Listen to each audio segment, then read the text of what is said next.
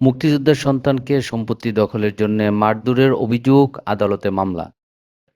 ব্রাহ্মণবাড়িয়ায় সম্পত্তি দখলের জন্য মুক্তিযোদ্ধার সন্তানকে মারধরের অভিযোগ পাওয়া গেছে।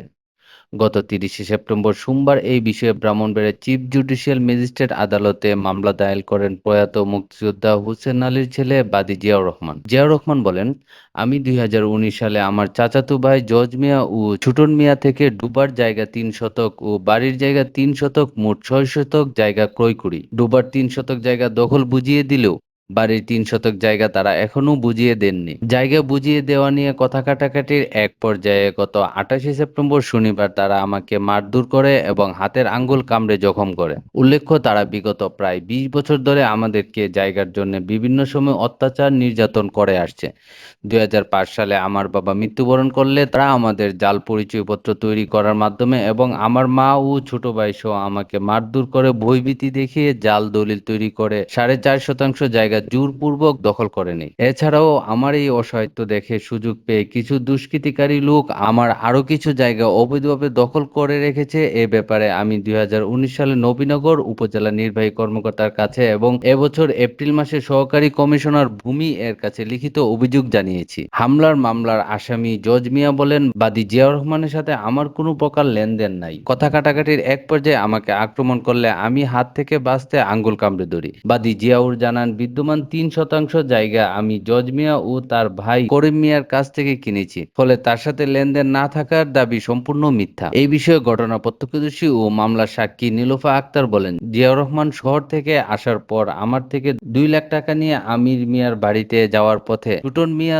দৌড়ে গিয়ে এসে জিয়াউর রহমানকে ধরলে তখন জজ মিয়া সহ তাদের ভাতিজা আরমান আকরাম লাঠি নিয়ে জিয়াউর রহমানের উপর আক্রমণ করে। তখন জিয়াউর রহমান কোনোভাবে জীবন নিয়ে পালিয়ে গেলেও তার আঙ্গুল ক্ষতবিক্ষত হয়ে যায় এবং ধস্তাধস্তির সময় তার থেকে টাকা ছিনিয়ে নিয়ে যায়। মামলায় নিয়োজিত প্রকৌশলী অ্যাডভোকেট সুমন ভূঁইয়া বলেন, বাদী জিয়াউর রহমানের উপর হামলার ঘটনায় ব্রাহ্মণবাড়িয়ার সিনিয়র জুডিশিয়াল ম্যাজিস্ট্রেট নবীনগর আমলি আদালতে মামলা দায়ের করা হয়েছে। মামলাটি এখন তদন্তাধীন আছে। আদালতে শুনানি শেষে সন্তুষ্ট হয়ে নবীনগর থানার ভারপ্রাপ্ত কর্মকর্তাকে তদন্তের দায়িত্ব দিয়েছেন এবং হাসপাতালের রিপোর্ট সহ সকল কাগজপত্র পর্যালোচনা পূর্বক প্রতিবেদন দাখিলের নির্দেশ দিয়েছেন। কাগজপত্র আমার সম্পূর্ণ আছে, দেখুন দেখি সেটা বাগবন্টন করে সেটা আমার জায়গা পৌঁছতেন। পরে আমিন আনছে, আমার ছোটো ভাইয়ার ছিল বিদেশ থেকে আসার পরে এর সাথে পরামর্শ করে আমিন আনছে মেম্বার, ওই যে আমির কাকা, ওনার মাধ্যমে আনা হয়েছে আমিন এরা আমিন আনার পরে মাপজুপ হয়েছে। মাপজুপ হওয়ার পরে দেখে যে ওই বিল্ডিংয়ের ভিতরে বিল্ডিং করার আগে আমি বলছি যে মাপজুপ করে যে বিল্ডিং করে, এরা আমিন আনে নাই, মাপজুপও করে নাই, বিল্ডিং করে ফেলাইছে। জিজ্ঞাসা পরে আমি নিজেই অফিসে ফোন দিছি, আর মান তুই টাইম নিছ, তারা টাইম নিছ 2 মাস হয়ে গেছে, 2 মাসের টাইম নিছ, 2-2.5 মাস হয়ে গেছে, তুই খবর নাই আমার কাছে, যে ফোনও করলি না, আমি নচাস না। কয় হ্যাঁ উলট পালো আওলা করা, আমরা কাছে যে আগে জমি বিক্রি করছেন, আমি আব্বার সাথে জিজ্ঞাসি যেখানে আমরা কাছে জমি বিক্রি করছেন, এই জমি আমরা আগে বুঝ দিয়ে আমি কি এর জমি বুঝ দিতে হেন তো তারা 9 শতক আমরা জায়গা, 9 শতকের মধ্যে 4.5 না তার কাছে বিক্রি করছে, আরও তো 4.5 পাও না। আমার ওই পাশে একটা ডুবার জায়গা আছে, ডুবার জায়গা রায়তালিক নামের এক লোক, উনি আস্তে আস্তে প্রতি বছরে বরট করতে করতে করতে আমার জায়গা প্রায় 2.5 শতকের মতন দখল করছে। তখন ও শহর থেকে আইসে আর কি, আইসে আমার বাড়িতে আইসে পরে আমিও শহরের থেকে আইসি।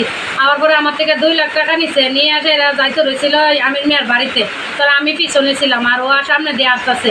এমনি সুক্কু মিয়ার সাথে দেখা হয়েছে, সুক্কু মিয়ার দেখা হয়েছে পরে সুক্কু মিয়ার লোক যখন ভালোমন্দ জিজ্ঞেস করতেছে, এমন ফাঁকে ছুটুন মিয়া দৌড় দাঁড়িয়ে ধরে লাইছে। ধরার পরে যখন চিৎকার করছে, চিৎকারের ফাঁকে যা আছে হেরা দর্শাব আছে, ছোটনার বাতিজা আছে 2 জন, আরমান আকরাম আয়া লাডি বললম টলম লইয়া আয়া দৌড়াইয়া ধরছে পরে কোনো মতে জীবন বাঁচাইয়া দেখছেন তো আঘাত হয়ে গেছে হাতের মধ্যে। এই আঘাত নিয়ে দৌড়ায় আমির মেম্বরের বাড়িতে গেছে, আমির মেম্বরের বাড়ির থেকে এনো মেম্বরের বাড়িতে গেছে, ওই দিক দিয়ে দৌড়াইয়া বাজারে গেছে যান বাঁচাইয়া কোনো মতে, তখন আর ওরা উজ্জা পাইছে না। যে এখন যখন দৌড়াইয়া ফালাইয়া মেম্বর বাড়িতে গেছে, গিয়া পকেটে হাত দিয়ে টাকাগুলা নাই, ওরা যখন এলোপাতারি মারধর করছিল তখন টাকাগুলা ওরা আত্মসাৎ করে লিয়ে গেছে। আচ্ছা 20 বছর ধরে ওদের সাথে আমরা নির্যাতনের শিকার। এরা 20 বছর আগে আমার জামাই মাথা ফাটাই লাইছিল শুধু একটা পারিবারিক ব্যাপার নিয়ে। আবার জিয়া ভাইয়ের লোকে জায়গা জমিন বাড়ির ব্যাপার নিয়ে এমন দণ্ড লাগছে, এরাতে জায়গা কিনছে এগুলো বুঝ দিতেছে না, জমি নিয়েছে এগুলো বুঝ দিতেছে না। আমি বাদী জিয়াউর রহমানের নিয়োজিত কৌশলী, আমরা বিজ্ঞ senior judicial magistrate Samiul Alam স্যারের কোর্টে নবীনগর আমলি আদালতে একটি দণ্ডবিধি আইনের মামলা দায়ের করি। মামলাটি এখন তদন্তাধীন আছে।